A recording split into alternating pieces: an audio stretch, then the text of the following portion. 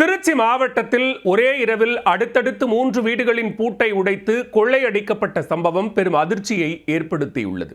இரும்பு ராடால் கதவை உடைத்தெடுத்து வீட்டை துளைத்தெடுத்த கொள்ளையில் நடந்தது என்ன?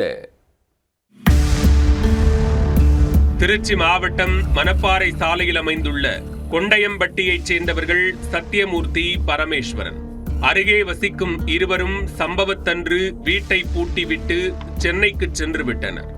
இந்நிலையில் விடிந்து காலை எழுந்த அக்கம் பக்கத்தினர் இருவரது வீட்டின் பூட்டும் உடைக்கப்பட்டு கதவுகள் திறந்து கிடந்ததைக் கண்டு அதிர்ச்சி அடைந்தனர். உடனடியாக வீட்டின் உரிமையாளருக்கு தொலைபேசியில் தொடர்பு கொண்டு தகவல் கொடுத்துள்ளனர். உடனே அவர்கள் ஊருக்கு புறப்பட்டு சென்று போலீசில் புகார் அளிக்க சம்பவ இடத்தில் விசாரணையை தொடங்கினர். வீட்டின் கதவை இரும்பு ராடால் உடைத்தெடுத்த கொள்ளையர்கள் பீரோவை உடைத்து நகை மற்றும் பணத்தை கொள்ளையடித்தது உறுதியானது.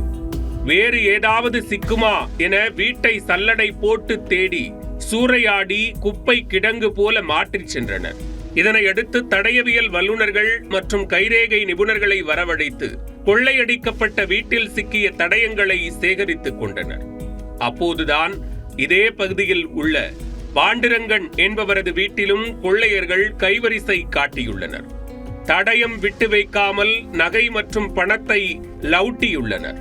ஒரே இரவில் அடுத்தடுத்து 3 வீடுகளில் அரங்கேறிய இக்கொள்ளை சம்பவத்தால் ஊர் மக்கள் கதிகலங்கி போயுள்ளனர். ஆண்கள் வேலைக்கு செல்லாமல் வீட்டிலேயே உள்ளனர். இதனிடையே கொள்ளையர்களை பிடிக்க துவரங்குறிச்சி காவல் நிலைய போலீசார் தனிப்படை அமைத்து தேடி வருகின்றனர். மோப்ப நாய்கள் உதவியுடன் தேடப்பட்டு வரும் நிலையில் கொள்ளையர்கள் பிடிபட்டால் மட்டுமே கொள்ளையடிக்கப்பட்ட நகைகளின் மதிப்பு குறித்தும் கொள்ளை சம்பவத்தின் பின்னணி குறித்தும் தெரியவரும்.